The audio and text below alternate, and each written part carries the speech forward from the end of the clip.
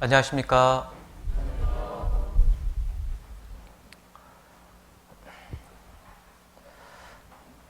예, 같이 기도드리겠습니다.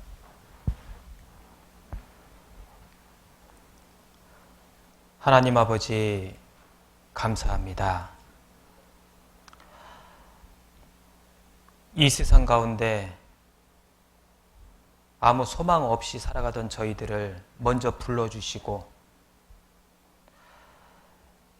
또 주님의 자녀로서 남은 생애를 더욱더 의미 있고 더욱더 또 복된 삶이 되게 해주신 하나님의 은혜에 진정 감사를 드립니다. 주님의 그 귀한 보혈로 또 한 피받아 구원받은 우리 형제 자매님들 더욱더 우리의 삶 가운데 주님 함께 하시고 또 인도해 주셔서 정말 우리의 믿음이 흔들리지 않고 주님 오시는 그날까지 더욱 주만 바라보면서 저희들 살아갈 수 있도록 인도해 주시옵소서. 이를 위해서 저희들에게 늘 또 말씀으로 양육해 주시고 또한 이 교제 가운데에서 더욱 주님을 또 알아가는 그런 우리의 삶이 되도록 주님 늘 인도해 주시기를 또 부탁을 드립니다. 세상은 너무나 악하고 주님 오실 날이 너무나 가까운 이 시대에 저희들 더욱더 깨어서 또 살아갈 수 있도록 우리의 마음과 생활을 주장해 주시옵소서. 오늘 또 주일을 맞아서 또 말씀 앞에 함께 저희들 모였습니다. 우리들에게 오늘 이 시간도 꼭 필요한 말씀으로 교훈해 주시고 또 말씀을 통해서 우리 각자의 또 자신을 돌아보고 또 앞으로 어떠한 또 삶을 살아야 할지 또 알 수 있도록 주님 도와주시옵소서. 말씀을 또 대언하는 이 부족한 입술이에도 주님께서 함께 해주실 것을 부탁을 드립니다. 오늘 말씀의 모든 시종을 주님께만 의지하며 저희를 사랑하시는 예수님 이름으로 감사하며 기도드렸습니다. 아멘.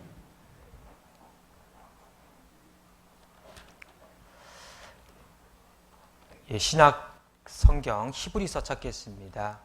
히브리서 11장. 히브리서 11장.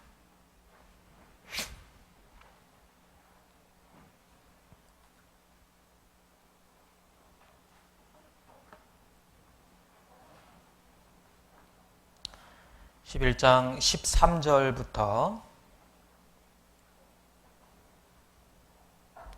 13절부터 16절 말씀까지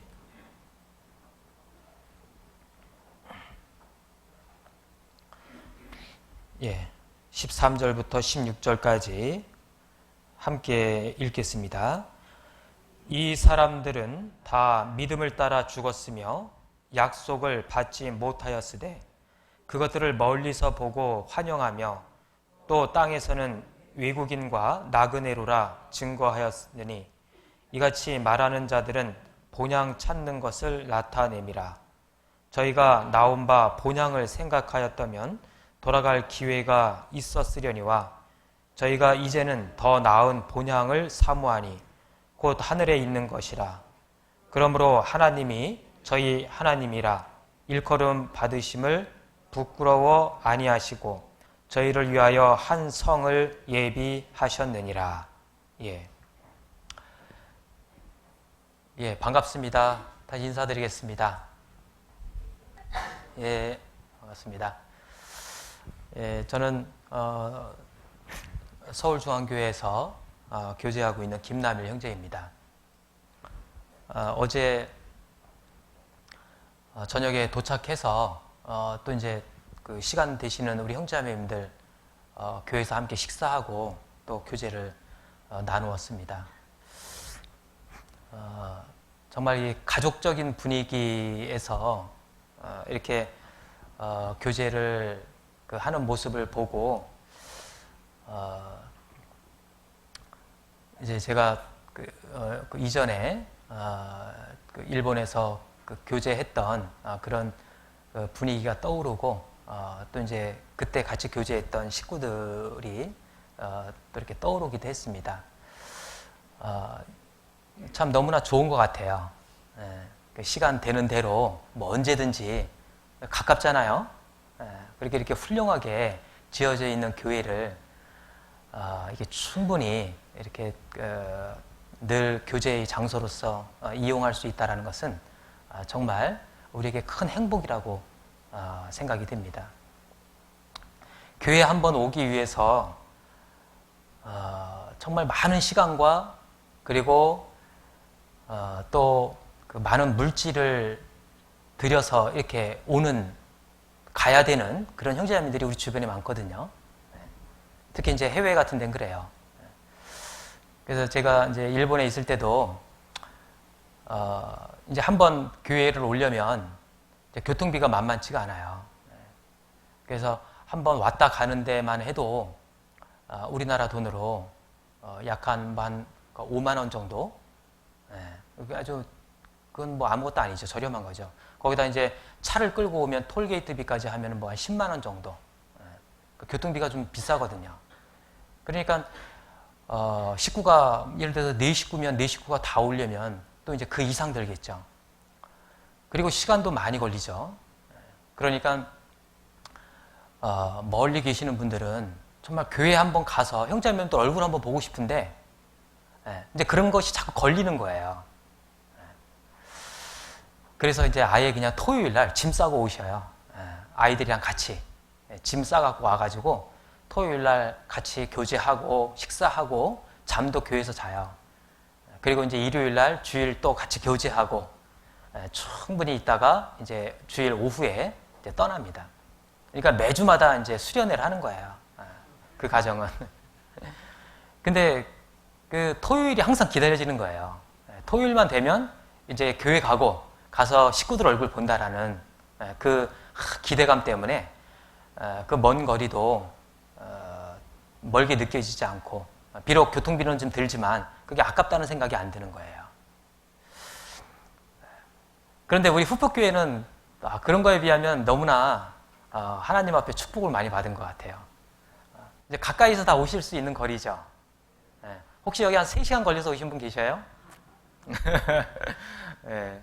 그렇기 때문에 우리에게 주신 이 축복을 우리가 마음껏 누려야 됩니다.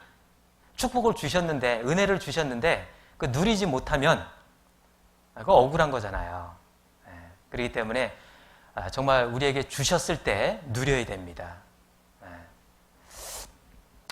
그래서 아무튼 어제도 보니까 우리 식구들, 시간 되시는 분들 많이 오셔가지고 교제하는 모습 보면서 우리 후폭교회가 앞으로 정말 크게 또 성장하겠구나, 그런 생각이 좀 들더라고요. 오늘은 이제 특별히 이제 그 제목을 붙인다면 이제 우리의 본향이라는 제목으로 이렇게 함께 말씀을 가지고 또 생각을 해보려고 합니다. 14절에 보면 이같이 말하는 자들은 본향 찾는 것을 나타내미라. 본향 찾는 것을 나타내미라. 이 본향, 고향을 찾는 것은 그 누구든지 어떤 그 사람의 어떤 본성인 것 같아요. 이 자리도 보니까 그 연세 드신 우리 어르신들 많이 계시는데 다 고향이 있죠. 아마도 저기 그 고향이 있는데 가고 싶어도 갈 수 없는 그곳이 고향인 분도 계실 거예요. 그 이제 명절이 되면 이제 곧 다가오죠. 추석 명절.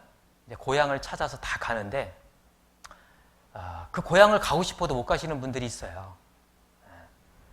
특히 이제 저기 이북을 고향으로 두고 있는 그런 실향민들 같은 경우에는 그 추석 명절 때 어떻게 합니까? 저기 임진각 앞에 가가지고 그 고향을 바라보면서 제사를 드리잖아요. 그러면서 그 고향 땅을 바라보면서 갈 수는 없고 그 앞에서 눈물을 훔치는 그런 모습들을 우리가 간혹 보기도 하죠. 고향을 그리워하기 때문에 그렇습니다. 그 사람은 누구나 그렇게 고향을, 그 본향을 찾는 그 마음이 있는 것 같아요. 저도 물론 고향이 있습니다. 저는 고향이 저 강원도 양구라고 하는 곳입니다. 그래서 거의 이제 그 휴전선 가까운 곳에 있는데 이게 형제님들은 그 강원도 양구하면 많이 아셔요. 거의 한 그 대한민국의 3분의 1 정도는 아실 거예요. 강원도 양구하면. 왜냐하면 그쪽이 다 군사 지역이거든요. 그러니까 군대를 가신 분들이 그래서 이제 훈련을 받고요. 이제 배를 타고 춘천에서 배를 타고 위로 올라가면 이제 난 죽었다. 그렇게 생각한대요. 이제 그쪽 양구 쪽으로 올라가거든요. 그쪽에서 군 생활 하셨던 분들이 상당히 많아요. 저도 이제 그쪽이 고향이다 보니까 이렇게 가끔씩 생각이 나더라고요. 특히 이제 해외에서 이렇게 생활을 하다가 보면은 이 고국이 그립기도 하지만 이 고국 안에서도 그래도 내가 태어나서 살던 그 고향이 또 한편으로 이렇게 생각이 나기도 하더라고요. 그래서 이제 휴가를 받으면 이제 고향을 한 번씩 이렇게 들렸어요. 아이들한테도 아빠가 태어나서 살았던 곳이 이런 곳이다 보여주고 싶기도 하고. 그래서 이제 얼마 전에 이렇게 한번 고향을 찾았었는데요. 재작년인가 하면 그랬을 겁니다. 이제 그때 휴가를 받아갖고 한국에 올 기회가 있었는데 그때 오자마자 이제 고향을 같이 갔던 겁니다. 그러니까 더운 여름날에 갔었는데 갔는데 보니까 다 변했어요. 고향이라고 해가지고 옛날 고향이 아니더라고요. 뭐 이제 다 터널이 뚫리고 예전에 다 비포장이었는데 다 포장이 됐더라고요. 마을에 들어가는 입구도 다 포장이 됐고 예전에 다녔던 그 학교를 가봤더니만 학교는 이미 문이 탁 닫혀가지고 폐교가 됐어요. 제가 이제 국민학교 다닐 때 전교생이 25명이었는데 제가 6학년 때 이제 그 이후로 이제 그 폐교가 된 것 같아요. 그래도 아무튼 그 학교는 남아 있으니까 그 학교 그 건물 보는 것만으로도 너무 반가운 거예요. 그래서 그 반가운 마음에 막 달려갔어요. 달려가서 이제 운동장을 딱 들어갔는데 운동장을 딱 보는 순간에요. 그 옛날에 국민학교 때 다녔던 그 시절이 그냥 이 영화 필름처럼 쫙 펼쳐지는 거예요. 근데 막 그냥 여기저기서 놀았던 그 뛰어놀던 그런 그 그림들이요 머릿속에서 쫙 펼쳐지는데 그 무더운 날 그 운동장 한복판에 서가지고 한동안 그리고 서 있었어요. 그런데 좀 아쉬운 것은 예전에는 그렇게 넓어 보이고 그렇게 웅장해 보이는데 운동장이 손바닥만 해요. 너무 좁아 보이는 거예요. 그 안에서 이렇게 거닐면서 돌 하나, 모래 하나, 나무 한 그루 이 보는데 이게 예사롭지가 않은 거예요. 너무나 반갑고 다 나를 반겨주는 듯한 그런 느낌이었습니다. 한참을 그러고 있는데 이제 옆에서 자매가 그러는 거예요. 언제 가요? 이제 혼자서 그러고 있으니까 자매하고 아이들을 딱 봤더니만 뭐 이 더운 땡볕에 볼 것도 아무것도 없는데 아빠는 뭐가 좋아서 저렇게 혼자서 즐겁게 있는가 이상하다는 듯이 그런 눈치로 서 있더라고요. 참 이 고향이라고 하는 것이 그런 것 같아요. 아무것도 없지만 내가 그곳에서 태어나서 자라왔기 때문에 그것만으로도 그 고향이라는 것에 대한 그 나에게 가져다주는 그 의미는 아주 굉장히 큰 것 같습니다. 이 성경의 아브라함도 고향을 떠나서 왔잖아요. 그죠? 떠나왔잖아요. 고향 친척 아비집을 다 떠나서 하나님이 인도해 주시는 땅으로 떠난 겁니다. 그런데 아브라함도 그 고향을 그리는 마음이 없었을까요? 있었겠죠. 아마 생각은 있었을 겁니다. 그런데 아브라함은 더더욱 조카 롯하고 같이 나오긴 했지만 롯하고도 헤어지고 이제 홀로 됐잖아요. 타지에서. 그러니까 얼마나 그 삶이 힘들었겠어요. 외롭고. 이제 그럴수록 고향 생각도 더 많이 나오고 고향에 가면 모든 게 다 풍족하고 그리고 나를 반겨줄 그 친척들, 가족들, 주변에 이웃들이 많이 있는데 내가 이렇게 왜 나와서 이렇게 혼자서 고생을 해야 되나. 그래서 얼마든지 돌아갈 수도 있었을 텐데, 그렇죠? 그런데 돌아갔습니까? 안 돌아갔죠. 15절에 보면 저희가 나온 바 본향을 생각하였다면 돌아갈 기회가 있었으려니와. 언제든지 자기가 힘들면, 삶이 힘들면 고향을 생각할 뿐만 아니라 그 살던 고향으로 돌아갈 기회가 있었을 텐데 그 기회를 찾지 않았다라는 말씀을 하는 겁니다, 지금. 근데 그 이유가 뭘까요? 왜 돌아갈 수도 있는데 왜 돌아갈 그 기회를 찾지 않았을까?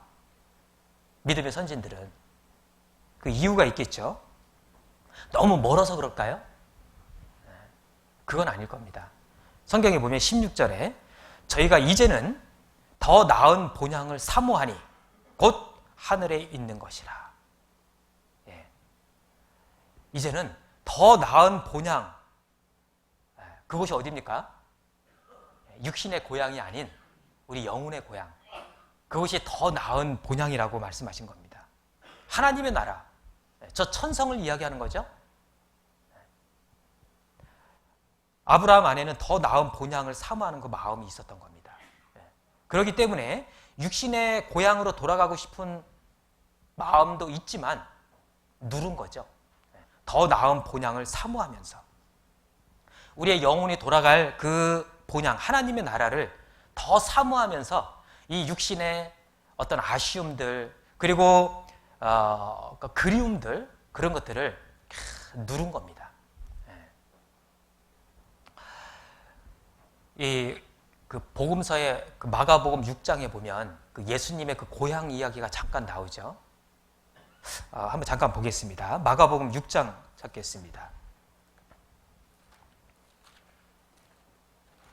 마가복음 6장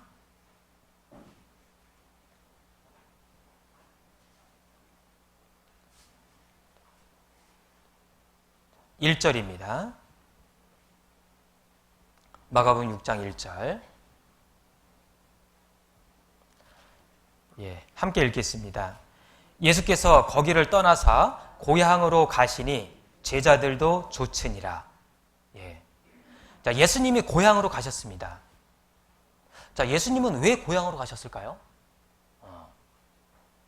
예수님은 제자들을 데리고 고향으로 갔거든요. 그런데 예수님은 고향으로 간 이유가 뭐냐면 말씀을 전하기 위해서 가신 거예요. 그런데 예수님의 고향이 어디입니까? 우리가 예수님이 태어난 곳 하면은 베들레헴으로 알고 있잖아요. 그죠? 그럼 예수님의 고향이 베들레헴이겠다 생각할 수 있는데 그 복음서에 보면 여기 마가복음에는 안 나오지만 누가복음에 보면은 예수님이 어디로 가셨는지 그 지역이 나와요. 거기가 어디냐면 나사렛으로 나옵니다. 베들레헴이 아니고 왜 나사렛으로 가셨을까? 고향으로 가셨다고 나왔는데 마가복음엔. 근데 누가복음에 보면 나사렛으로 가셨다고 하거든요. 그러니까 나사렛이 고향이라는 거예요. 그 성경에서는요, 우리하고 이제 조금 달라요. 우리는 태어난 곳을 고향이라고 보통 이야기하는데 성경에서는 어린 시절을 보내고 청년 시절을 보낸 곳을 고향이라고 그렇게 이야기를 합니다. 그러니까 예수님의 고향이 이제 나사렛이었던 거예요. 나사렛으로 갔습니다. 가니까 어때요? 아는 사람들 많죠? 친척들도 있고 가족들도 있고 그곳에 이제 제자들과 함께 가서 이제 말씀을 전하셨던 거예요. 그런데 거기서 무슨 일이 있었습니까? 자, 거기 6장 2절부터 3절까지 2절, 3절 말씀을 함께 읽겠습니다. 안식일이 되어 회당에서 가르치시니 많은 사람이 듣고 놀라 가로되 이 사람이 어디서 이런 것을 얻었느뇨?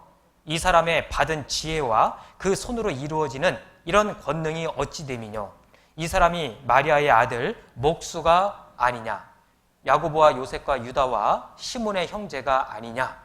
그 누이들이 우리와 함께 여기 있지 아니하냐? 하고 예수를 배척한지라. 예. 그 고향에 있는 그 많은 사람들이요, 예수님을 비롯해서 그 가족들을 너무나 잘 알고 있는 사람들이었어요. 그러니까 너무나 잘 알고 있다 보니까 어떻게 했어요? 배척한 거예요, 배척. 아니, 도대체 어찌 된 일이냐? 아니, 저 목수의 아들이, 옛날에 내가 알고 있었던 저 목수의 아들이 어찌 저런 말을 다 할 수 있단 말이냐? 예수님의 입에서 나오는 말씀이 이게 보통 말씀이 아니거든요. 들어보니까. 그 목수의 아들로서 배우지 못한 그 옛날 그 예수라고 하는, 내가 알고 있는 그 예수라고 하는 그 사람의 입에서 나올 수 있는 말이 아니에요. 그러면은 아이고, 우리 예수가 정말 지혜롭게 돼서 고향으로 왔구나. 그렇게 해서 이게 좋아할 수도 있잖아요. 근데 어떻게 했어요? 배척했다고 했죠. 그러니까 예수님이 당연하다는 듯이 그걸 보고 뭐라고 말씀하셨습니까? 4절에 보면 예수께서 저희에게 이르시되 선지자가 자기 고향과 자기 친척과 자기 집 외에서는 존경을 받지 않음이 없느니라. 쉽게 말해서 자기 고향, 자기 친척, 자기 집에서는요, 존경을 못 받는다라는 뜻이에요. 육신의 고향에서는 이와 같이 인정받지 못하고 오히려 배척을 받는다 말씀하시는 거예요. 근데 이것은요, 분명히 이제 구원받은 우리에게 뭔가 알려주시는 게 있죠. 구원받은 우리들도 어때요? 이와 같은 경험을 하죠. 우리가 구원받고 나서 고향에 계시는 그 부모님 이렇게 방문하죠.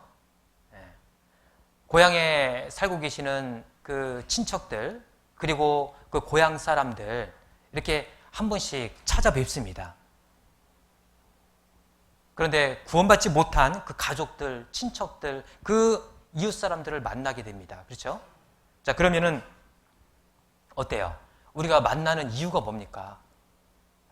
사실 우리가 명절 때 고향에, 옛날에는 구원받기 전에는 고향에 만나서 식구들 모여서 같이 송편 빚고 같이 먹고 그리고 한바탕 놀다가 헤어지고 이제 그게 다였는데, 우리가 구원받고 나서는 고향에 가는 이유가 뭐죠? 이번 기회를 통해서 이번에는 내가 반드시 우리 가족들에게, 우리 친구들에게, 우리 친척들에게 내가 알고 있는 이 복음을 꼭 전하겠다. 그런 마음으로 우리가 고향을 방문하잖아요. 그런데 어떻게 그게 쉽게 되든가요? 너무나 어렵잖아요. 가족들, 그 친척들, 우리가 성경 이야기를 하면 그 반응이 어떻습니까? 좋아하든가요? 야, 네가 언제부터 예수를 믿었다고? 그만해라, 그만해. 그러려면 빨리 가. 그건 아무것도 아니죠. 아예 어떤 가정은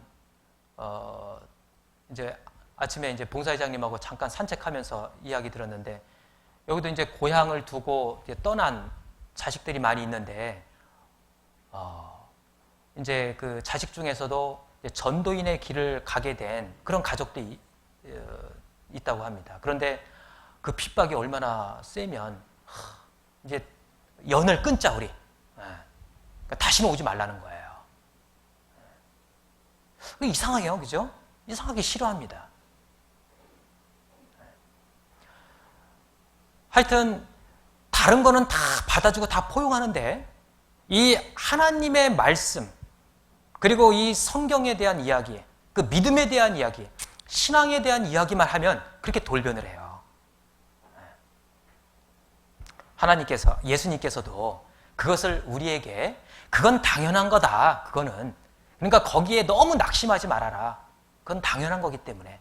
그래서 이와 같이 복음서에 예수님께서 직접 고향을 찾으시고 그 고향 사람들로부터 배척받는 그런 내용을 아마 복음서에 그래서 기록해 놓으셨던 것 같습니다. 이건 당연한 거예요. 여기에 낙심할 필요 없고 이것을 위해서 그렇기 때문에 우리가 더 기도하고 더 주님을 의지해서 이게 쉬운 길이 아니기 때문에 그럴 필요가 있다는 것을 우리에게 알게 해주시는 겁니다. 아프리카 선교를 갔던 한 선교사가 이제 그 선교에서 그 실패를 하고 이제 돌아오게 됩니다. 그곳에 가가지고 이제 아들 둘이 있었는데 아들 둘을 잃고 이제 그 부인까지 아내까지 그 현지에서 다 잃었어요. 홀로 된 몸으로 이제 고향으로 돌아온 거예요. 배를 타고 탁 돌아옵니다. 근데 배를 탔는데 하필 그 배에 누가 탔냐면 미국 그 대통령이 같이 탄 거예요. 근데 그 미국 대통령은 왜 그 배를 탔죠? 이제 여름날 휴가를 받아서 아프리카에 사냥을 갔다가 오는 길이었던 겁니다. 자, 이제 배가 이 항구에 딱 들어서기 시작합니다. 근데 그 항구에는요, 이미 그 소식을 접하고 미국 대통령이 이 배를 타고 이 항구로 오신다라는 그 소식을 듣고 그 지역 수많은 사람들이 그 대통령을 맞이하기 위해서 구름대같이 몰려온 거예요. 문을 열고 대통령이 내리자 이 군악대 우렁찬 그 연주소리와 함께 붉은 주단이 쫙 깔리는 거예요. 모래 하나 밟지 않고 쫙 그 붉은 주단 위로 대통령이 쫙 걸어갑니다. 대기되어 있는 그 자동차를 딱 올라타자 이제 쫙 그냥 사라집니다. 많은 사람들은 그 사라져가는 그 대통령을 환호하면서 이제 떠나자 그 수많은 사람들도 함께 조용히 다 사라져버리는 겁니다. 그때 이제 선교사는 혼자서 쓸쓸히 계단을 내려오면서 이 마음이 더 무거운 거예요. 아니, 저 사람은 저렇게 환영을 받는데, 사냥만 하고 와도 저렇게 환영을 받는데, 나는 이게 뭐냐? 나는 저 멀리 아프리카에 가서 자식 잃고, 그리고 부인 잃고, 그리고 정말 너무나 힘든 그런 마음으로, 힘든 그런 상황으로 이렇게 고향을 찾아왔는데, 자기를 맞이해주는 사람은 한 명도 없잖아요. 그러니까 그걸 생각하니까 너무 서글프고 너무 마음이 무거웠던 거예요. 그러면서 고개를 푹 숙이고 투벅투벅 걷고 있는데 이제 마음 한편에 하나님의 음성이 들린 겁니다. 어떤 하나님의 음성이었을까요? 내 아들아, 너는 아직 네 고향에 돌아온 것이 아니다. 네가 네 고향에 돌아올 때 내가 천군 천사를 동원해서 그 우렁찬 연주 소리와 함께 너를 맞이해 줄 것이다. 그런 하나님의 음성이 그 마음에 잔잔히 울려 퍼지더래요. 그 하나님의 음성을 듣고 고개를 들을 수 있었다라고 합니다. 그 마찬가지예요. 구원받은 우리는요, 이 세상에서는 대접받지 못할 수 있습니다. 우리가 이 세상에서 대접받으려고 하면 안 돼요. 이 세상에서는 우리가 대접받을 수 없고, 그리고 내가 살고 있는 이 장소에서, 고향뿐만이 아니죠. 내가 살고 있는 이곳에서 주변에 믿지 않는 사람들에게 나는 무시를 당하고, 그리고 외면을 또 당할 수도 있습니다. 그리고 예수 믿는다라는 그 이유로 또 많은 핍박이 있을 수도 있어요. 그것은 당연한 겁니다. 그런데 그 이유가 뭐라고요? 왜 그럴 수밖에 없다고요? 아직 우리가 돌아가야 할 본향이 아니기 때문에 그렇습니다. 우리가 가끔 육신의 고향을 그리워하고 육신의 고향을 찾긴 하지만 그곳은 우리가 돌아가야 할 본향이 아니거든요. 그건 우리의 진짜 고향이 아닙니다. 왜? 그곳에 가서도 우리는 대접받지 못하잖아요. 우리가 진짜 대접받을 곳은 어디냐면 우리의 진짜 본향입니다. 우리의 본향이 있잖아요.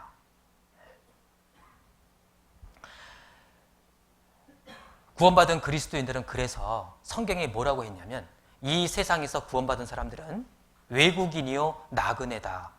그렇게 말씀을 하고 계십니다.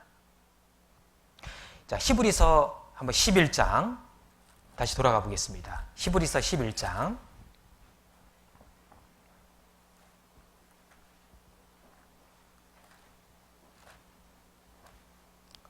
히브리서 11장 13절 말씀, 13절만 함께 읽겠습니다.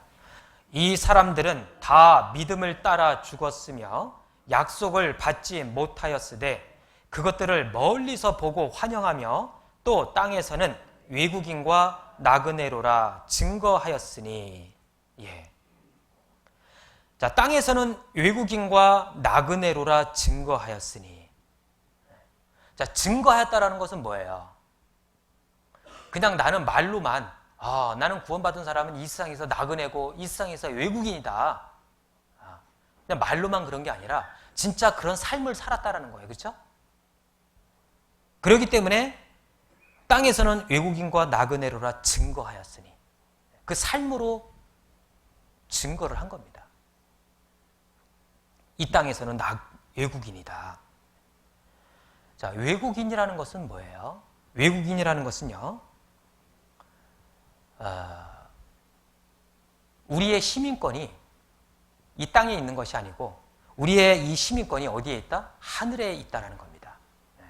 그러니까 이 땅에서는 우리가 나그네, 외국인인 거예요. 외국인. 시민권을 저 하늘에 갖고 있는 외국인입니다. 빌립보서에 보면 우리의 시민권은 하늘에 있다라고 말씀하시잖아요. 그런데 자, 우리가 외국인 하면은 어떤 생각이 듭니까? 외국인 하면 가장 먼저 떠오르는 게 외국인. 외국인 하면 가장 먼저 떠오르는 게 외국인하고는 이 말이 잘 안 통한다. 그게 가장 먼저 떠오르죠. 맞습니다. 사실 우리가 어려서부터 학교 다닐 때 그렇게 수년 동안, 오랫동안 공부를 했는데도 참 그 외국인 앞에 서면은 그렇게 막 두렵잖아요. 외국인만 만나면은 막 이렇게 피하고 싶고 뭐 물어볼까봐. 그렇게 오랫동안 배웠는데도 참 언어라고 하는 게 그런 것 같아요. 근데 예외도 있더라고요. 한국 이 일명 한국 아줌마라고 하는 분들은요, 뭐 그런 두려움이 없어요. 뭐 말이 안 통해도 그냥 어디 가서든 그냥 한국말로 탁 질러버립니다. 그 공항에서 이제 이렇게 수속을 받는데 이제 한국 아주머니였던 것 같아요. 근데 아마 딸과 같이 이제 외국을 나가시는 것 같았는데 이제 저희 앞서서 먼저 이렇게 수속을 밟고 있었어요. 이제 따님이 먼저 수속 밟고 그 다음에 이제 뒤에 어머니가 따라갔는데 어머니가 이제 거기 가가지고 창구에서 이제 그쪽에 이제 담당 직원이 뭐 봤나 봐요. 일본 나리타 공항에서 있었던 일인데, 그러니까 어머니가 뭐 뭔 얘기인지 알아야죠. 그냥 딸은 아무 얘기 없이 보내줬는데 자기는 붙잡아갖고 뭐 질문하니까 기분이 나빴나 봐요. 왜 나한테 물어봐? 그러더라고요. 그러니까 딸은 아무 얘기 없이 보내주고 이제 어머니는 붙잡고선 뭐 이렇게 물어보니까 이제 그게 이제 기분이 안 좋았던 거예요. 왜 나한테 물어보냐고. 저게 내 딸 쫓아가는 거라고. 그러니까 이제 그 직원이 이제 무슨 말인지를 모르면서 이제 이렇게 손가락질을 하니까 저게 뭐 딸이나 아니면 가족인가 보다 싶어서 그 이제 딸을 불러가지고 딸하고 이렇게 이야기하는 걸 봤어요. 한국 아주머니들은 이렇게 담대하셔요. 어디 가든지 기죽지 않으셔요. 예외적인 것 같아요. 이 말이라고 하는 것이 그래요. 언어라고 하는 것이 그래서 이 나하고 그 외국인 사이를 이렇게 갈라놓는 역할을 하잖아요. 이 언어가. 어떤 사람이 그 정말 외국인인데 너무 멋있게 생겼어.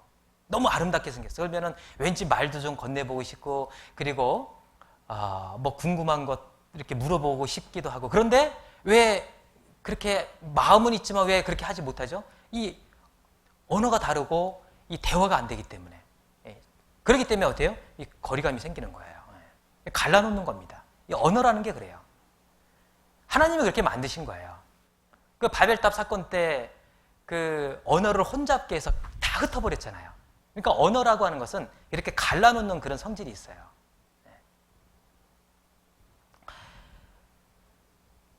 우리가 이 땅에서 외국인이라는 것은 뭐죠? 바로 그겁니다. 구원받은 사람이 이 세상에서 외국인이기 때문에 이 세상 구원받지 않은 사람들이 사용하는 그 말과 구원받은 우리가 사용하는 말이 같을 수가 없다는 거예요. 그건 무슨 말이죠? 물론 같은 한국말을 써서 말은 통하긴 하지만 우리 그리스도인들이 사용하는 그리스도인의 언어가 따로 있죠.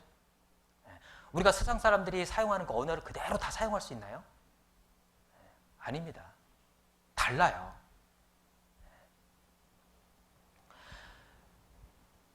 사사기를 보면은 그 길르앗 사람들하고 그 에브라임 사람들이 이제 한번 그 전쟁이 일어났죠. 서로 이제 시비가 붙어갖고 전쟁이 일어났습니다. 그런데 이제 길르앗 사람들이 승리를 했어요. 그러니까 이제 에브라임 사람들이 이제 도망을 가야 되는데 이제 요단강을 건너야 되는 그런 상황입니다.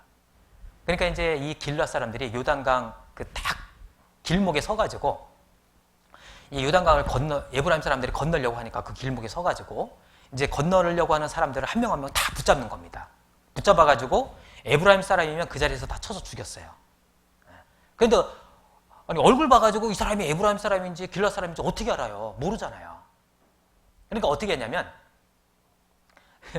그 발음을 통해서 알았어요. 그래서 한 사람 딱 붙잡아가지고 내가 하는 말 그대로 따라해봐. 그래서 뭐라고 했냐면 십볼렛 그 말을 그 발음을 해보라는 겁니다. 그래서 정확하게 십볼렛 하면은 통과. 그러면 이제 길르앗 사람이에요. 근데 어떤 사람 딱 잡아갖고 해봐 그랬는데 이 사람은 발음을 못하는 거예요. 이 강한 발음이 나오는 거예요. 십볼렛 그랬는데 십볼렛 강하게 나오죠? 그러면 그 자리에서 죽여버린 거예요. 그래서 4만 명이 넘는 에브라임 사람들이 죽었어요. 그 자리에서. 그 발음 하나 틀려가지고. 왜 그러냐면 에브라임 사람들은 이 시 발음이 안 돼요. 쉬 하면 시 그래요. 구강 구조상 그럴 수밖에 없어요.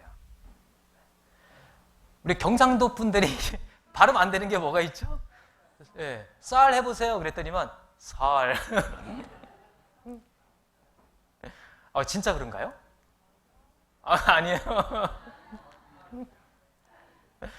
그러면 제가 한번 진짜 시켜볼까요? 여기 맨 앞에 자매님, 쌀 해보세요. 자매님, 나이키 자매님. 쌀 해보세요. 쌀. 잘하시네? 여기 경상도가 아닌가 봐. 예, 아무튼 그래서 이제 발음이 안 돼서 이제 그 많은 죽음을 당했거든요. 자, 그런데 실은 자, 발음 하나 틀렸기 때문에 죽임을 당한 걸까요? 그건 아니죠. 그럼 뭐냐면, 자, 그 단어 하나, 그 발음 하나 정확히 내지 못했다라는 것은 뭐죠? 그 사람이 어디에 속한 사람인지를 드러내준다라는 거예요. 그죠? 그 사람이 에브라임 사람이다라는 것을 그 사람의 그 입술을 통해서 나오는 그 말에 의해서 확인이 된 겁니다. 마찬가지죠.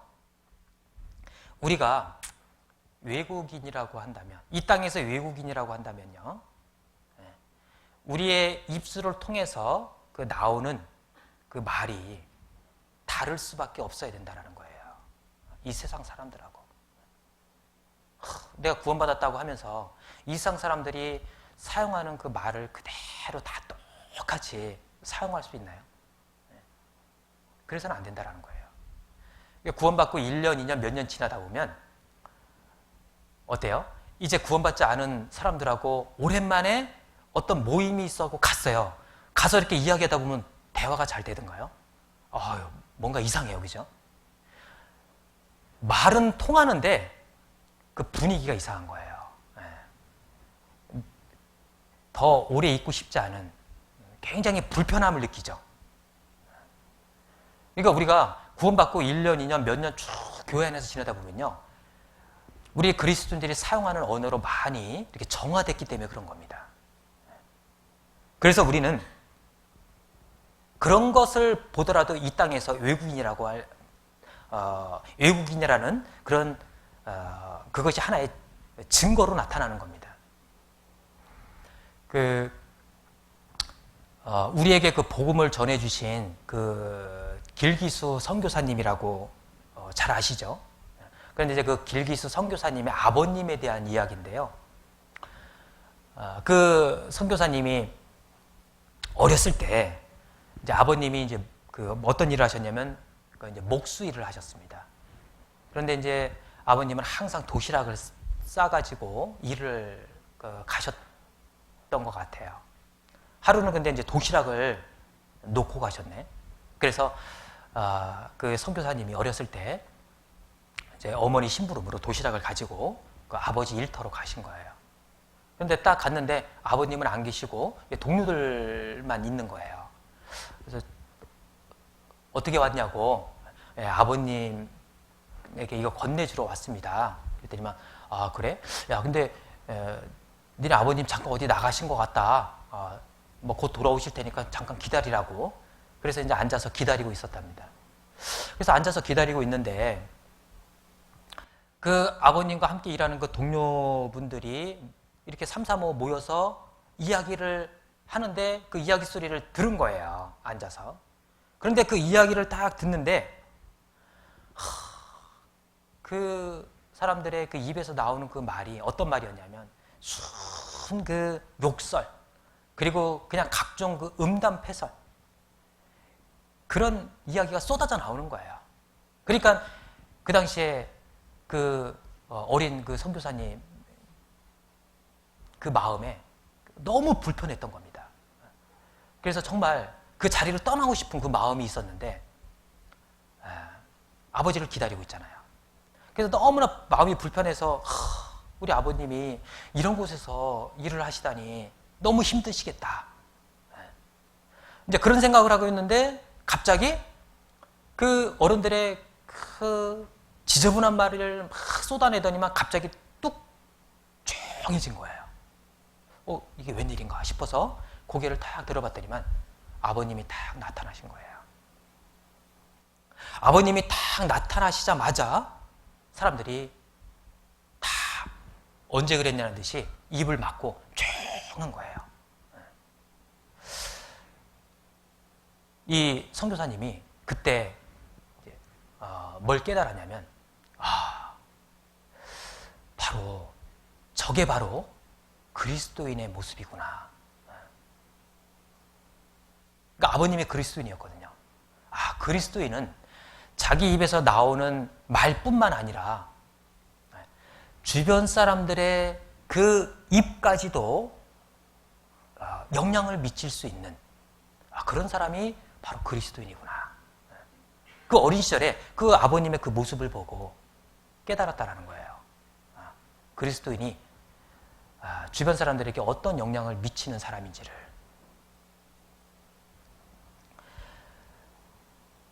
구원받은 사람이 구원받지 않은 사람과 똑같은 말을 사용하면서 살 수는 없습니다.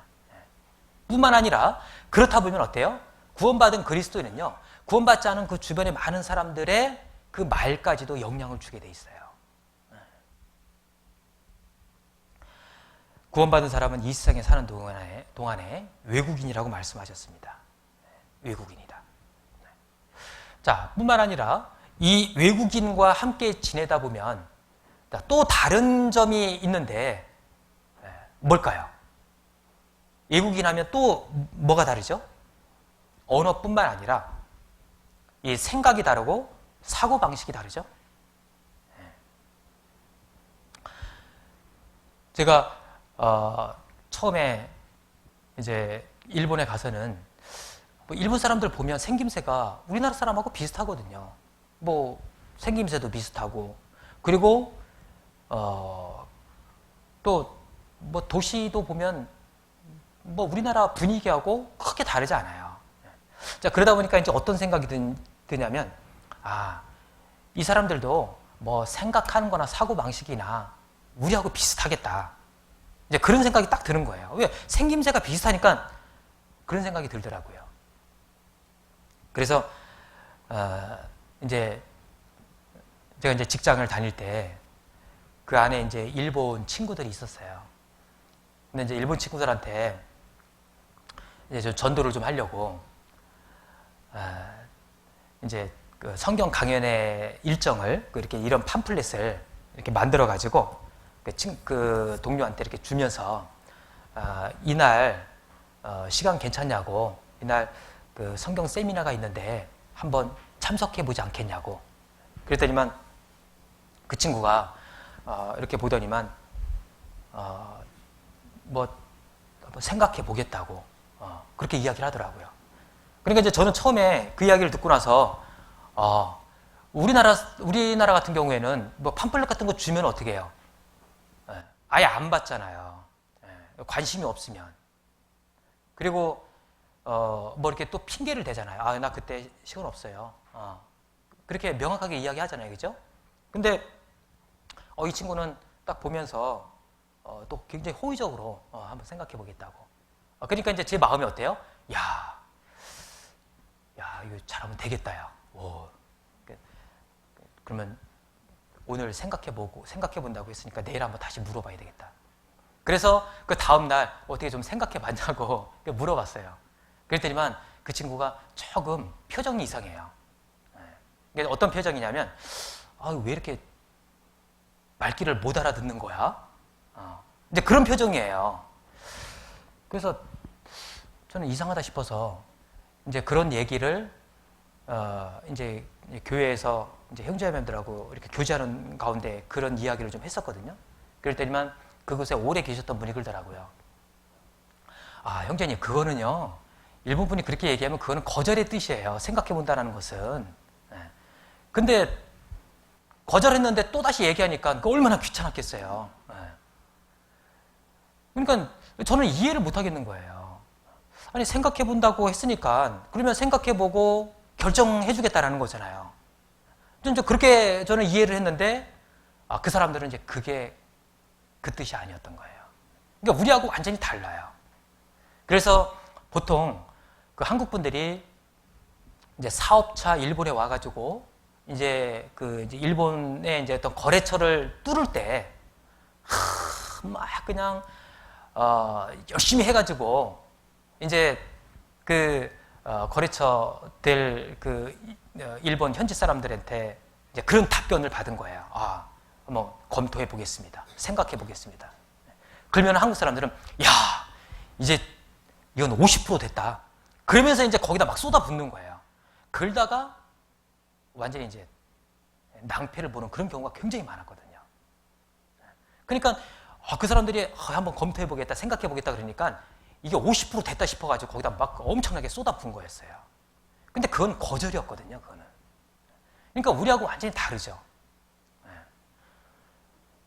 이제 그런 거를 딱 보면서, 야, 이 사람들이 생긴 것도 비슷하고, 우리하고 사는 어떤 그런 분위기도 비슷하지만, 이 생각과 이 사고방식이 완전히 다른 외국인이구나. 그걸 깨달았어요. 그러니까 외국인이라는 거예요, 외국인. 자, 외국인은요, 이 언어뿐만 아니라 이 생각도 다르고, 그리고 사고방식도 다를 수밖에 없어요. 그건 너무나 당연한 겁니다. 우리는 이 세상에서 다 외국인이다라고 말씀하고 계시는 겁니다. 그러니까 어때요? 우리는 이 세상에서 다를 수밖에 없다라는 거예요. 만약에 우리가 이 세상에서 우리의 생각과 우리의 사고방식과 우리의 말과 우리의 행동이 이 세상 사람들과 전혀 다름이 없다. 말하는 거나 사는 모습을 봤을 때, 야, 저분이 그리스도인이야, 아니야? 저 사람이 교회를 다니는 사람일까, 아닐까? 그런 걸 전혀 구분을 못한다. 그럼 뭐예요? 그러면 그분이 진짜 외국인일까요? 아니에요. 그건 세상 사람이에요. 그거는. 네. 그런 분을 보고 어떻게 외국인이라고 이야기할 수 있어요? 뿐만 아니라 히브리서 11장에 보면 외국인과 뭐라고 했죠? 나그네라고 했습니다. 나그네. 이 땅에서 사는 동안에 나그네의 우리의 모습은 나그네의 모습이라는 거예요. 자, 나그네라고 하는 것은요, 돌아갈 곳이 있다라는 겁니다. 떠돌이가 아니에요. 돌아갈 곳이 있는 사람을 나그네라고 합니다. 이 나그네는요, 내가 현재 머물고 있는 이곳이 잠시 지나가는 과정이다라는 것을 아는 사람이에요. 그게 진짜 나그네입니다. 그렇기 때문에 이 나그네는요, 우리가 그 여행을 다녀도 그렇잖아요. 여행을 다니는 것은 뭐예요? 잠시 지나가는 거죠. 결국은 여행 일정 마치면 집으로 돌아오잖아요. 자, 여행을 다니면서 어때요?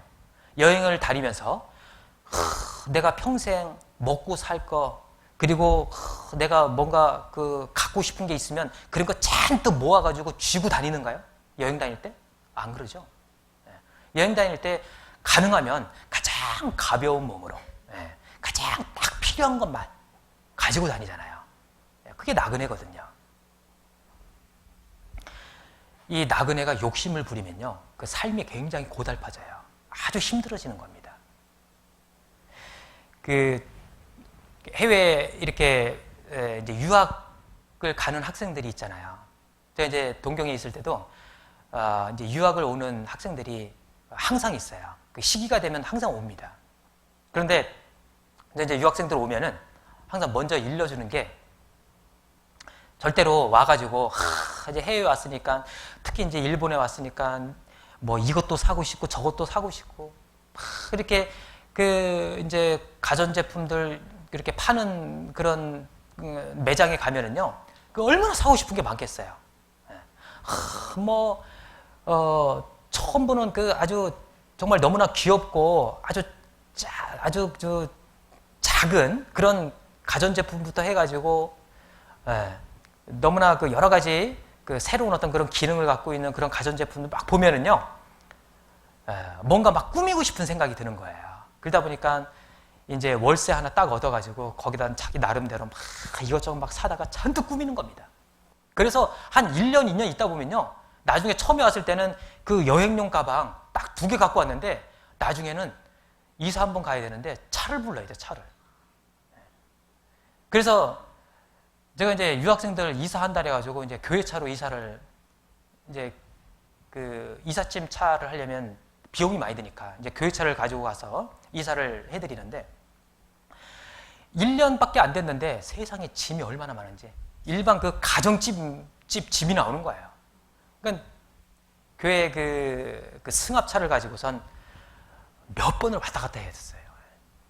그래서 이제 그 다음부터는요, 유학생들 딱 오면은 아예 그렇게 교육을 시켜요. 절대 짐 만들지 말아라.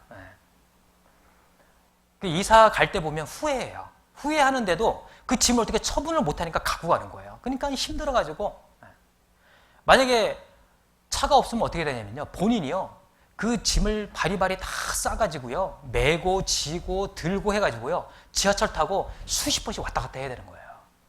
그러니까 막 하면서 막 너무 힘드니까 후회를 하는 거예요. 내가 왜 이런 것들을 이렇게 사가지고. 그래서 이제 아예 처음부터 그렇게 이야기를 합니다. 딱 필요한 것만 사고, 사더라도 새 거 사지 마세요. 여기서 얼마나 살 거예요? 한 1년 살 겁니다. 한 2년 살 겁니다. 그러면 딱 1년 사는 데 있어서 필요한 가전제품을 사도, 예를 들어서 드라이기를 사는데 1년 정도만 딱 쓰면 고장날 만한 거 그런 거 사세요. 중고제품 많이 파니까. 리사이클샵 같은 데 가면 중고제품 많이 팔거든요. 그래서 이제 그런 데로 가라 그래요. 그러면은 그런 데 가서 보면은 이제 성능을 보면 알잖아. 요거는 2년 정도 쓰면 고장 나겠다. 가격도 저렴하고. 그리고 이사 갈 때 1년, 2년 딱 끝나면 그거 안 갖고 가도 되거든요. 버리면 돼 그냥. 그리고 이제 조금 큰 제품 같은 거는 냉장고나 그런 거는 이제 아예 렌탈을 합니다. 그래서 렌탈하고 이사 갈 때는 그냥 반납하고 가면 돼요. 그렇게 하니까요, 처음에는 이제 막 이렇게 투덜투덜해요. 그러다가 이제 나중에 이제 1년, 2년 지나서 이사 갈 때 되면 정말 그렇게 하길 잘했다고 다 그렇게 이야기합니다. 나그네잖아요, 나그네. 뭔 짐을 그렇게 바리바리 다 짊어지고 평생 살 것처럼 그러냐고.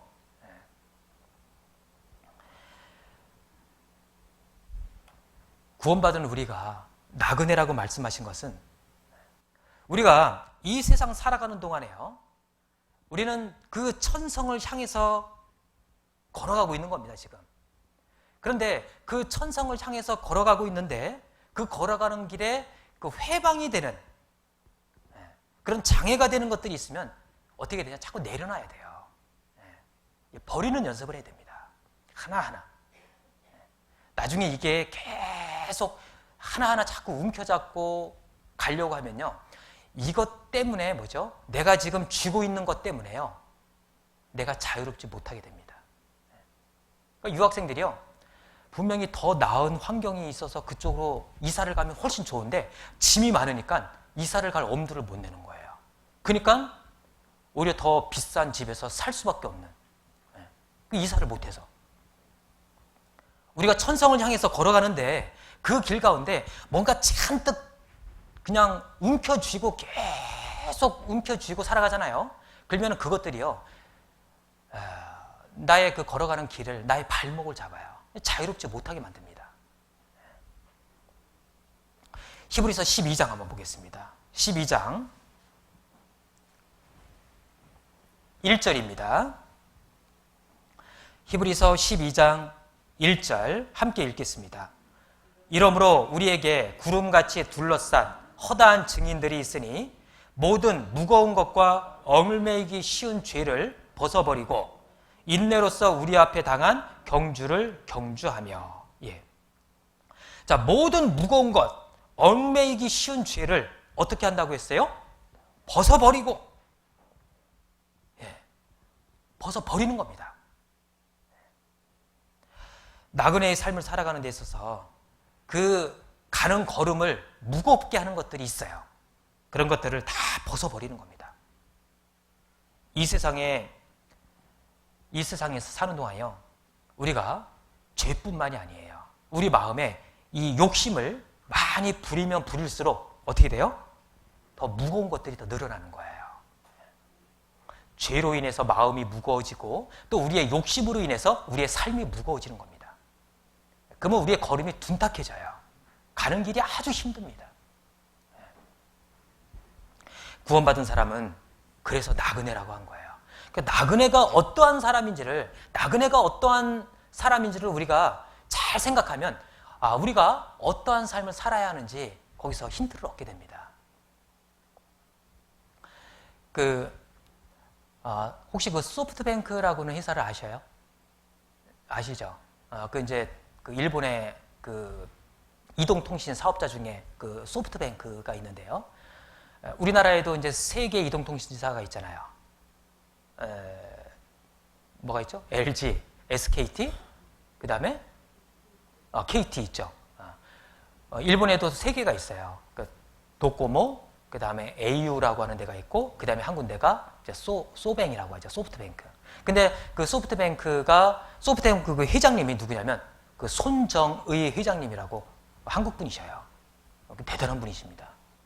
근데 그분이 한 말 중에 어떤 말이 있냐면, 자, 죽을 힘을 다해서 다 정보를 모으고, 그러니까 그 사업을 하는 데 있어서 이제 그런 이야기를 한 겁니다. 죽을 힘을 다해서 정보를 다 모으고, 그리고 아이템을 찾아낸 다음에 그 온갖 것 중에서 99.9%를 다 제거하고 다 버리고 딱 하나로 압축한다. 그걸 다 갖고 가는 게 아니라는 겁니다. 다 버리고 딱 하나로 압축한다. 이것도 하고 저것도 하고 전부 다 하는 것은 그건 전략이 아니다. 그러니까 사업가로서 그런 전략을 갖고 있었어요. 그러니까 성공한 겁니다. 그래서 이 전략이라는 말을 우리가 한자로 보면은요, 이 전자가 먼저냐, 전쟁, 싸우다라는 전자거든요. 전자. 그 다음에 다른 뜻은 집중하다, 그런 의미도 있어요. 이 전자가. 그 다음에 략은 뭐죠? 생략하다, 포기하다, 그런 의미가 있어요. 그러니까 이 전략이라는 것은 뭐냐면, 이 집중하는데 어디에 집중하냐면, 버릴 것 다 버리고, 포기할 것 다 포기하고, 생략할 것 다 생략하고, 남는 최선의 것에 집중하는 거예요. 그게 전략이에요. 그런데 막 이것저것 모아가지고 막 그 문어발식으로 해서 이것도 하고 저것도 하고, 그런 사업가는 어때요? 대부분. 그런 사람들은 대부분 쪽박 차죠. 망해요. 그건 전략이 안 돼요. 다 버리고, 다 포기하고, 최선의 것 그 하나에 집중하는 겁니다. 그게 전략이에요. 방금 읽은 이 히브리서 12장 1장은 우리 신앙의 전략을 말씀하시는 거예요. 우리 신앙생활에 있어서 전략. 뭐죠? 자, 벗어버리고, 먼저 다 버리는 겁니다.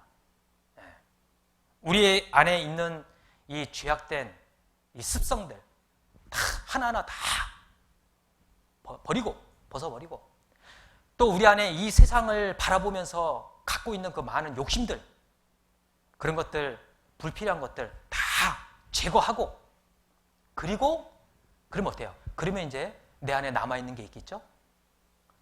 주님을 향해서 주님을 따라 살고자 하는 그 마음이 남아있잖아요. 거기에 집중하는 겁니다.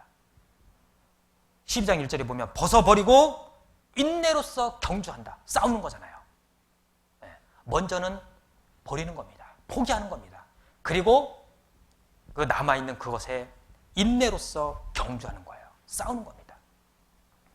그게 신앙생활의 전략인 거예요. 그게 너무나 필요한 겁니다. 그래야 성공할 수 있어요. 우리 신앙생활이. 다 가지고 가면 그 성공할 수 있을까요? 성공 못합니다. 움켜잡고 가면 힘들어지는 거예요. 구원받지 않은 사람들은 이 세상이 진짜 자기 집이라고 생각하는 거예요. 이 세상이 진짜 자기 고향이라고 생각하기 때문에 살아가는 그 모습이 우리하고 달라요. 어떻게 해요? 그 사람들은? 이 세상 사람들은 다 모으고 움켜잡고 살아가잖아요. 그죠? 움켜잡고 살아갑니다.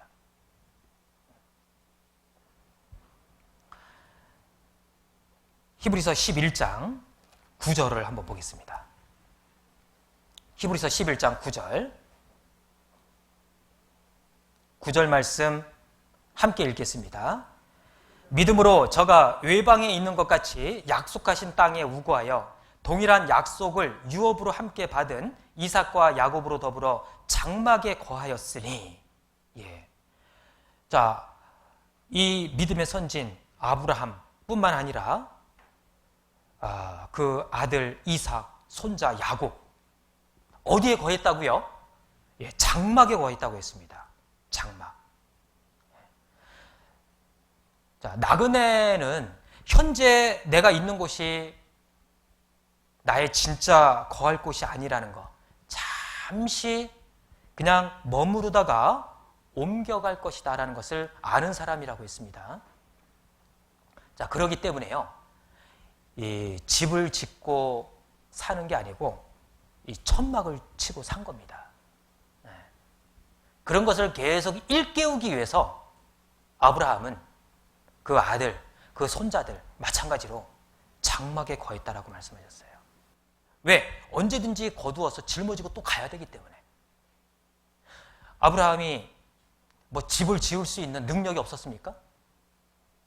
충분한 능력이 됐었죠. 그 집에서 길르고 그 훈련받은 그 용사들, 300명이 넘는 용사들도 있었어요. 얼마든지 집을 지을 수 있는 그 여력이 있었습니다. 그런데 장막에서 거했어요. 왜? 또 하나님이 옮기시면 또 옮겨가야 되기 때문에. 그런데 이 세상에 욕심을 둔 그 사람들의 모습은 어떠하냐면 창세기에 잘 나와 있죠. 창세기 4장 한번 보겠습니다. 창세기 4장.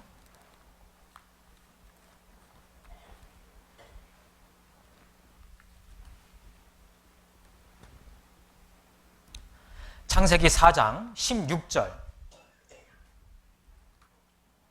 16절부터 17절까지 16절부터 17절까지 함께 읽겠습니다.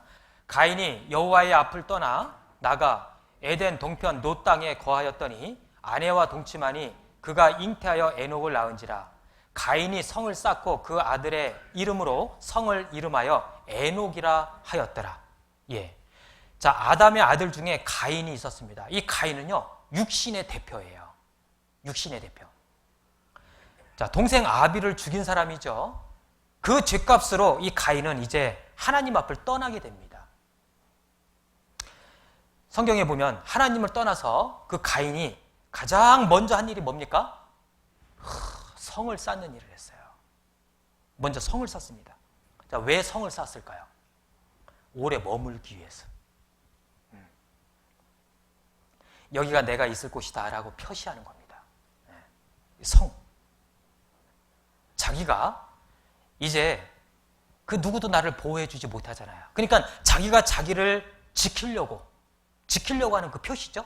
성을 쌓은 거예요. 성을. 이 육신의 대표입니다. 이 세상 사람들이 그래요. 이 세상 사람들은 어때요? 믿긴 누굴 믿어? 그러니까 어때요? 자기만의 성을 쌓는 거예요. 이 세상 사람들은 자기만의 성을. 그 욕심이 끝이 없어요. 성을 쌓고 또 쌓고 하늘 높은 줄 모르게 계속 쌓는 거예요. 이 세상 사람들은 그래요. 자기가 자기를 지키고 보호하기 위한 그런 마음으로 계속 자기의 성을 쌓는 겁니다. 그러나 아브라함은 장막에 거했죠. 집을 지은 게 아닙니다. 죽을 때까지 천막 생활을 했어요.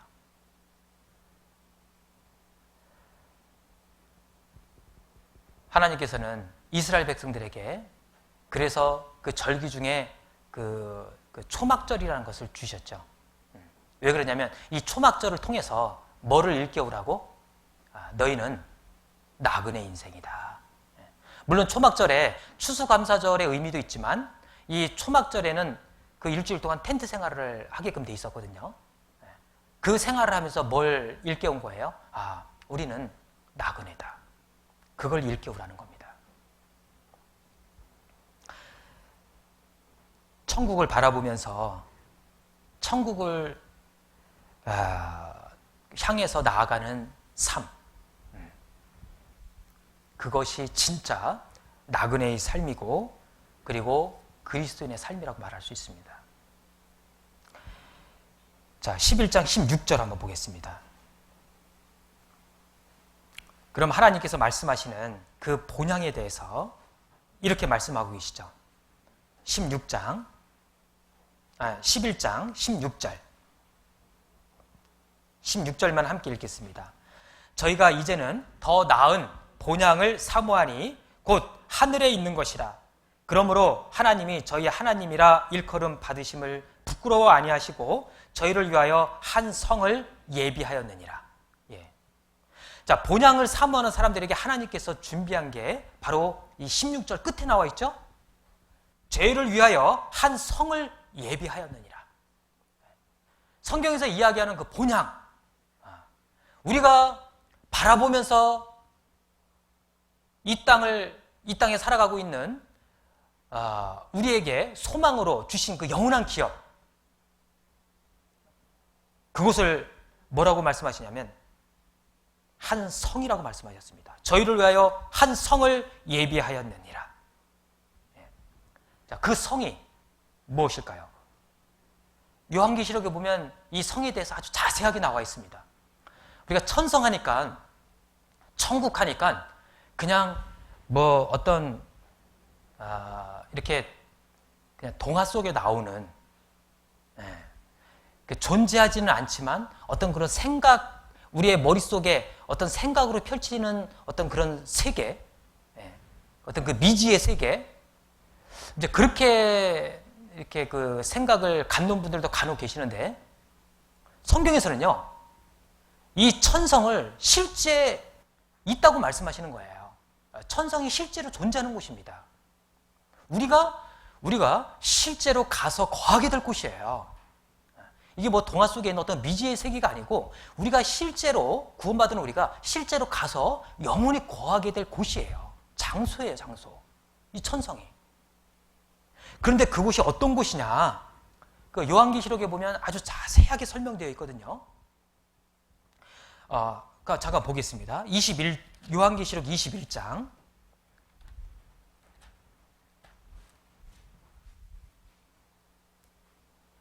21장 1절부터 2절까지 1절부터 2절까지 함께 읽겠습니다. 또 내가 새 하늘과 새 땅을 보니 처음 하늘과 처음 땅이 없어졌고 바다도 다시 있지 않더라. 또 내가 보매 거룩한 성 새 예루살렘이 하나님께로부터 하늘에서 내려오니 그 예비한 것이 신부가 남편을 위하여 단장한 것 같더라. 예.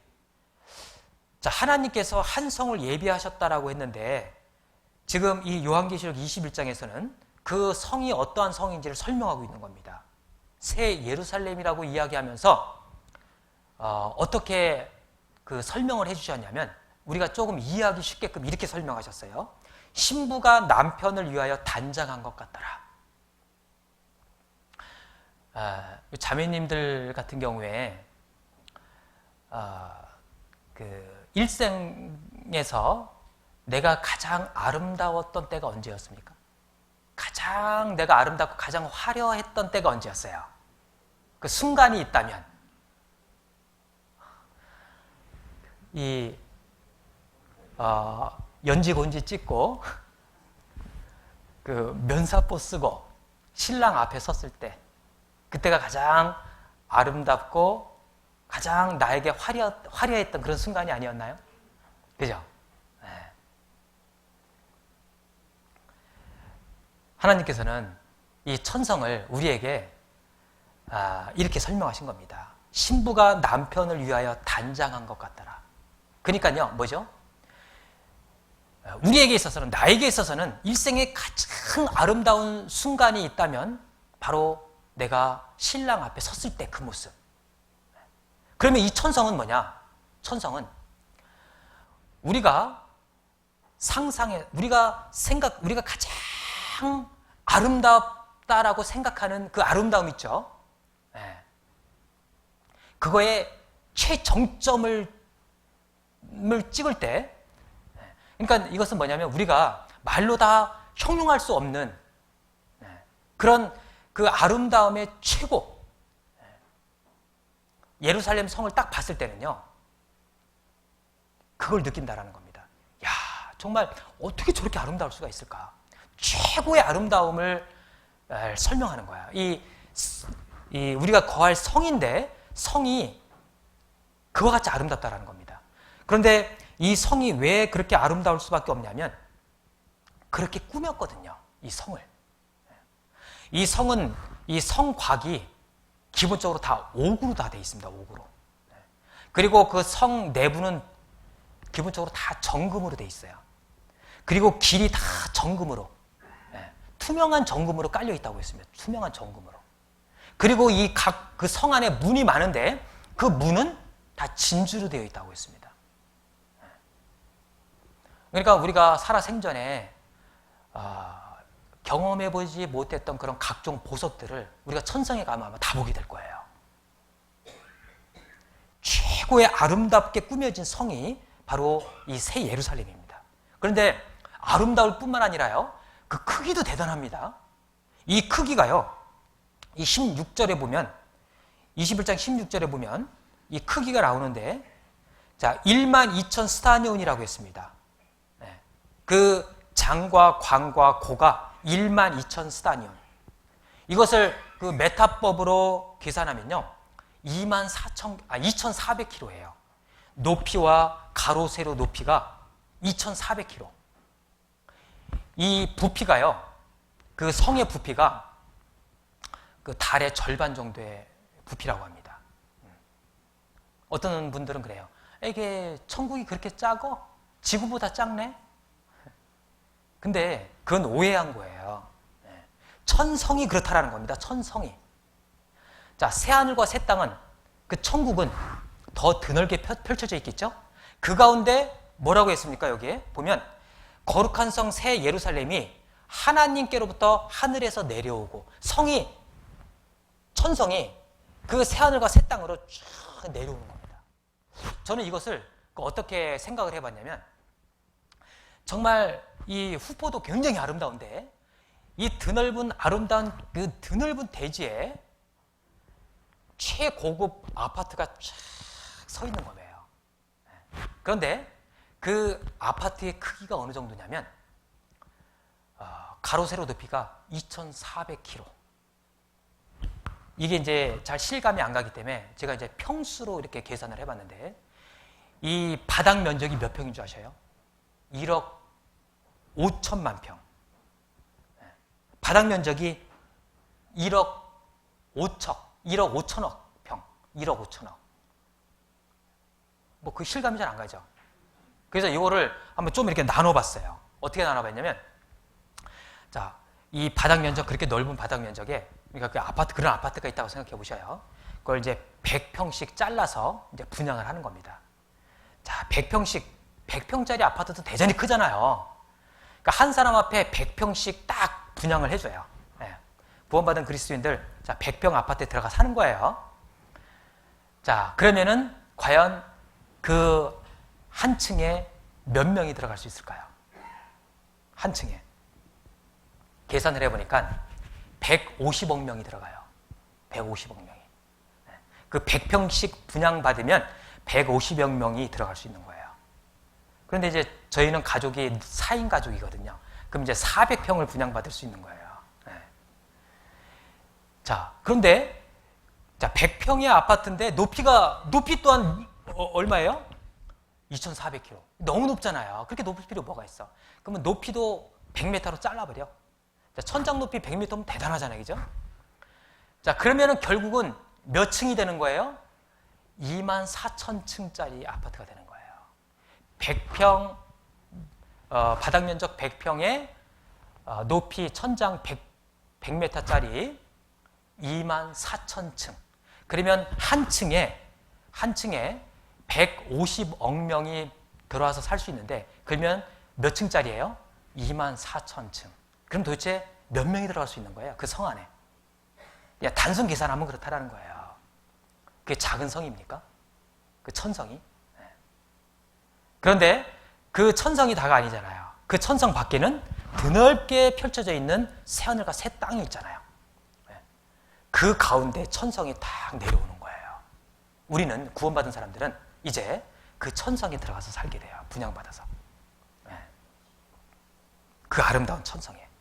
예수님이 그 천성이 얼마나 넓으면 많은 사람이 들어갈 수 있으면 내 아버지 집에 거할 곳이 많도다 말씀하셨거든요. 그 안에 가면 정말 수많은 그리스도인들을 만나게 될 겁니다. 그 천성이 그게 동화 속에 나오는 그런 미지의 세계가 아니라니까요.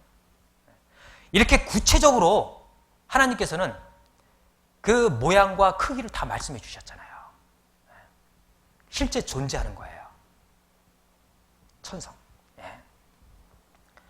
그런데 여기서 우리가 사모하고 바라보아야 하는 것은요, 단지 그 천국, 그 천성뿐만 아니라 이 성경에 보면 26절에 이렇게 나와 있습니다.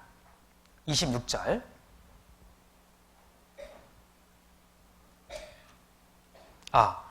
히브리서 11장. 히브리서 11장 26절.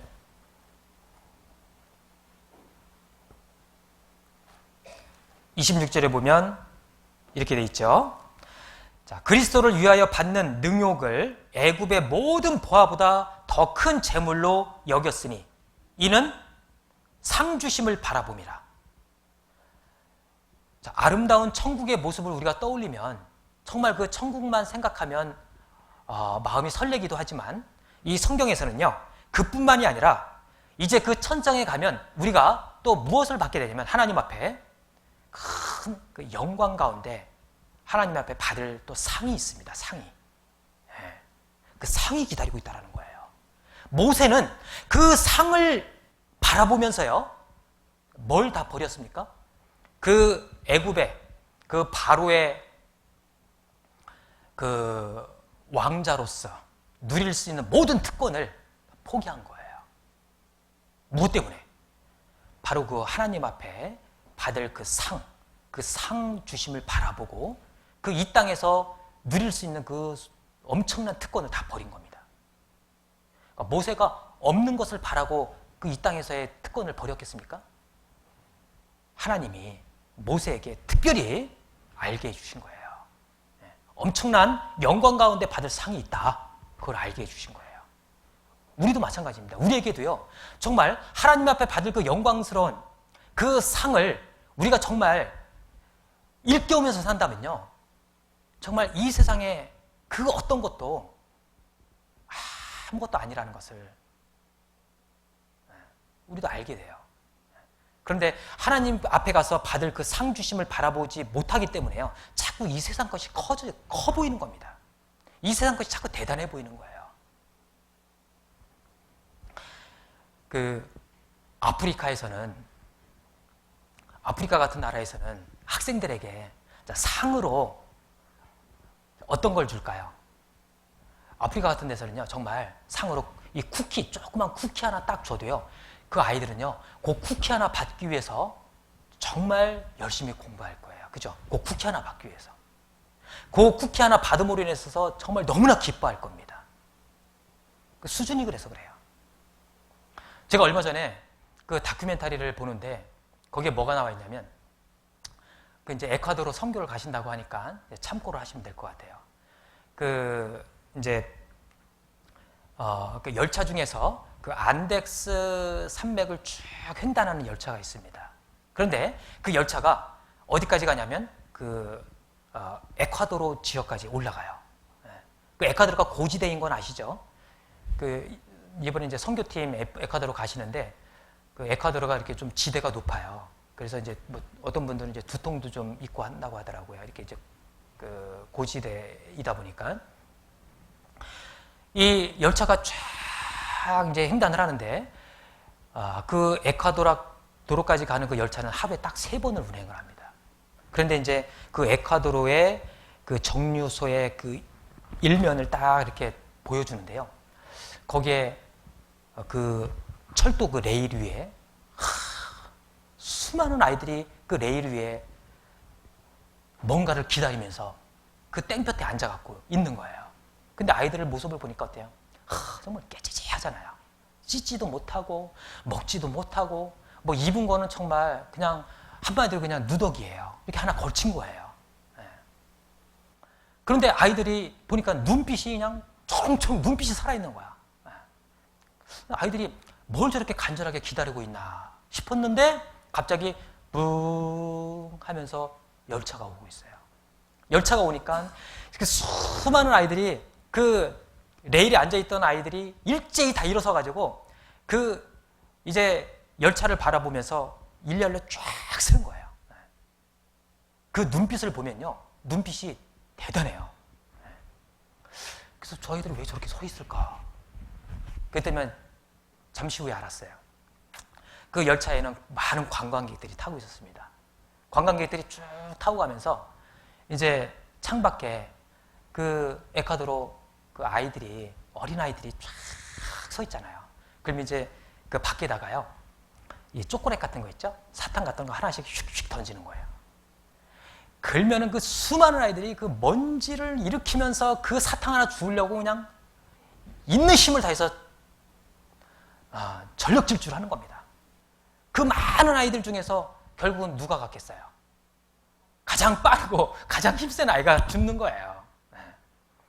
그렇게 관광객들은 그게 재밌는 거예요. 그러니까 여기저기서 하나씩 던져요. 탁탁. 그러면은 아이들이 이리 뛰고 저리 뛰고 막 그냥 넘어지고 부딪히고, 그 중에 보니까 너무나 어린 아이가 있었어요. 보니까 뭐 한 4살, 5살밖에 안 된 것 같아. 잘 뛰지도 못해요. 그런데 그 오빠 형들, 누나들 그 틈에서 자기도 그 사탕, 그 초콜릿 하나 주워 먹겠다고 그 눈빛이 강렬해요, 보니까. 근데 다 놓치는 거야. 가서 주술라고 그러면 그 빠른 형, 누나들이 다 빼앗거든요. 근데 그 아이들은요, 절박한 거예요. 왜? 이제, 여기서 내가 사탕을 구하지 못하면 이제 3일을 기다려야 돼요. 3일을. 제가 아까 3번을 간다 그랬는데, 그 3번이 아니라 3일에 한 번씩 운행하는 열차입니다. 3일에 한 번씩. 그러니까 오늘 내가 사탕을 하나 얻지 못하면 이제 3일 동안 또 기다려야 돼요. 그러니까 그때 던지는 그 사탕 초콜릿 하나 주시려고 그냥 그 절박함 가운데 그 움직이는 그 아이들의 모습을 보면서, 야, 참 너무나 안 됐다. 그 어머니 회장님이 어제 간증 가운데 그런 말씀을 한 게 되게 공감이 됐어요. 그곳에서는 정말 그 초콜릿 하나, 그 과자 하나, 그 단팥빵 하나, 그거 먹어보는 게, 그게 그곳 사람들한테는 어떻게 보면 작은 소원일 수도 있어요.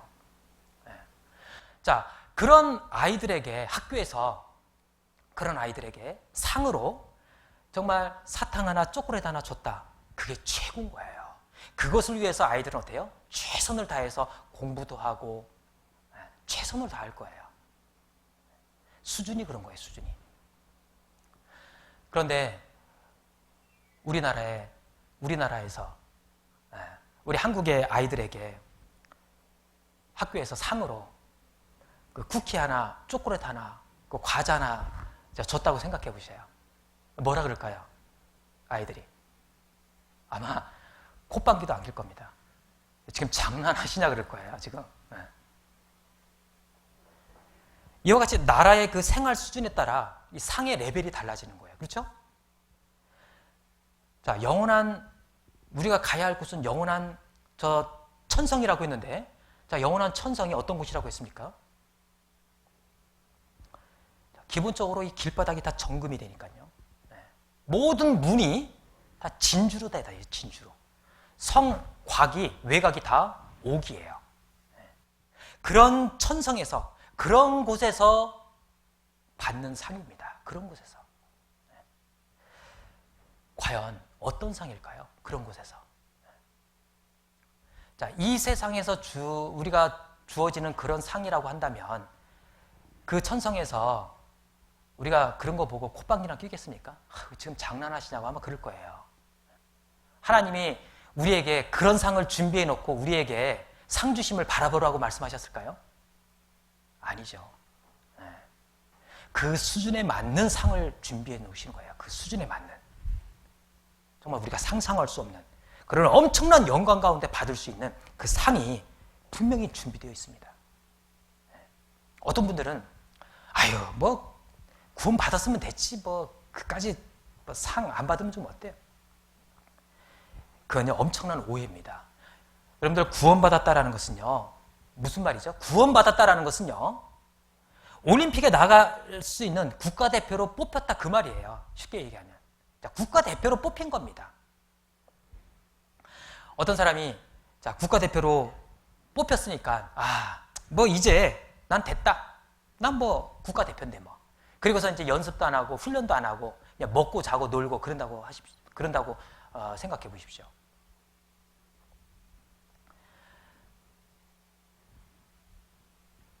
그런 국가대표를 보고 사람들이 뭐라고 할까요? 구원은요, 우리가 받은 구원은 상을 얻은 게 아닙니다. 상을 얻을 수 있는 기회를 얻은 거예요. 그 기회를 놓치면 안 되는 거예요. 상을 얻을 수 있는 우리의 그 기회가 주어진 겁니다. 그 상 얻을 수 있는 그 기회가 주어져 있기 때문에 그 상 주심을 우리가 바라보고 나가야 돼요. 그 졸업식 때, 그 국민학교 졸업식 때 보면은 제가 이제 6학년 때 6학년 그 전체가 6명이었어요. 6명. 6명이 이제 졸업식을 했는데 6명이 졸업식을 하니까 그 졸업식 때 보면 상이 되게 많잖아요. 뭐 한 명씩 받아서 다 받을 거 아니에요. 인원이 몇 명 안 되니까. 그러니까 뭐 어떤 사람은 막 몇 개씩 받고 했어요. 그런데 참 그렇게 상을 어떤 사람은 몇 개씩 받는데 그 많은 상 중에 어떤 학생은 하나도 못 받았어요. 그러니까 이제 졸업식 때 뒤에 다 부모님들이 다 와 계시잖아요. 다 바라보고 있는데 그 앞에서 그 자리에서 내 이름이 한 번 호명되지 않는 거, 그것 때문에 너무 마음 아파하고 너무 마음이 안 좋은 거예요. 그래서 졸업식 때 보면 이제 그것 때문에 흐느끼는 그런 친구들도 있거든요. 그러면 이제 부모님이 뭐라 그래요? 이제 보통 상 받는 거 보면 대부분 다 공책이었어요. 근데 부모님은 그걸 보면서 야야, 아유 참 너도 애는 애구나. 뭘 그런 걸 가지고 울고 그래. 야, 울지 마. 이 엄마가 이 아빠가 더 좋은 거 사줄게. 뭐 그런 거 가지고 그래. 그렇게 말할 수도 있겠죠. 그런데 어른들 입장에서 보면은요, 그게 뭐 별거 있냐. 아무렇지도 않게 생각하는 것을요.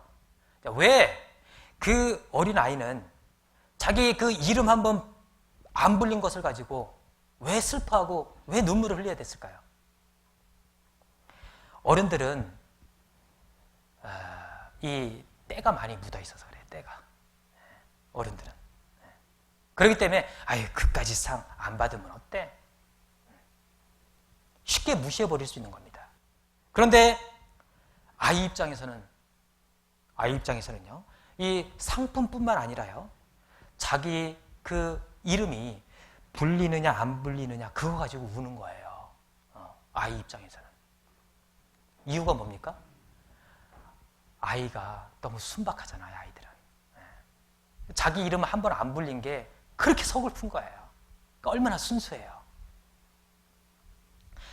우리가 천국에 가면 우리가 어떤 모습으로 간다고 합니까? 우리의 모든 죄성이 다 사라집니다. 최고의 순수함을 가지고 하나님 앞에 서는 거예요. 그 어떤 어린아이의 그 순수함보다 더 깨끗하고 순수한 그런 모습으로 우리가 하나님 앞에 서게 됩니다. 그런데 그 가운데 어떤 사람은 이름이 불리우는데 어떤 사람은 이름이 안 불려요. 그때 심정이 어떨 것 같아요? 하나님은 모세에게 그랬죠. 내가 이름으로도 너를 알리라. 분명히 하나님 앞에 가면요, 정말 영광 가운데 그 이름이 불려지는 이름이 있을 거예요. 그 내 이름이 하나님 앞에 불려질 때 그게 엄청난 영광이 얼마나 큰 영광인지를 우리가 그곳에 가면 실감하게 될 겁니다. 그래서 오늘 이 세상을 살면서 우리가 마땅히 기억해야 될 두 가지를 우리가 함께 생각해 봤습니다. 우리가 돌아갈 본향에 대해서. 그리고 두 번째는 그 본향에서 하나님이 주실 상급을 우리가 왜 사모해야 되는지, 그것에 대해서 우리가 함께 생각해 봤습니다. 세상이 날로 이렇게 험악해지고 점점 살기 힘들어져 가고, 이럴 때 우리는요, 정말 하나님이 우리에게 준비해 놓으신 그 본향을 생각하고 그곳에서 우리가 받게 될 그 상 주심을 바라보면서 더 힘있게 살아가야 될 것 같아요. 같이 기도하고 마치겠습니다. 하나님 아버지, 감사합니다. 저희들 구원해 주시고 또한 저희들에게 그 영원한 기업인 그 하나님의 나라, 그 천성을 또 바라보면서 살아갈 수 있는 그 특권을 허락해 주신 것 진정 감사를 드립니다. 이 땅 가운데서 살아가는 저희들, 이제 나그네요, 또 외국인이라고 했습니다. 우리가 말로서만 아니라 우리의 행함으로 우리가 이 땅에서 외국인이요 나그네라는 것을 또 증거하며 살아갈 수 있도록 주님 인도해 주시옵소서. 그리고 여러 가지로 또 힘들고 또 여러 가지로 이 세상 가운데 많은 그 핍박이 있음에도 불구하고 우리가 힘있게 살아갈 수 있는 것은 머지않아 우리는 가야 할 우리의 본향이 있기 때문이라는 것을 저희들 잘 알고 있습니다.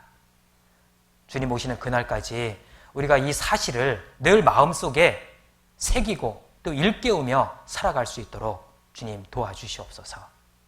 우리 후폭교회 정말 나날이 또 성장하고 또 이 후폭교회를 통해서 하나님께서 이루고자 하시는 그 모든 일들이 제한받지 않고 하나님의 크신 역사가 나타날 수 있도록 주님 도와주시옵소서.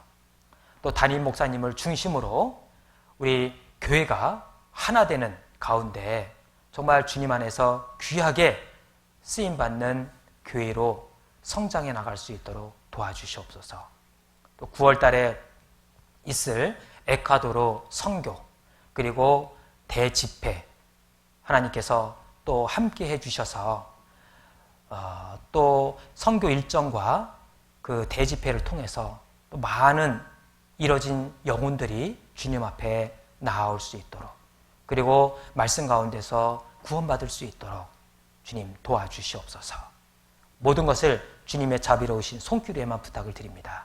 저희를 사랑하시는 예수님 이름으로 감사하며 기도드렸습니다. 아멘.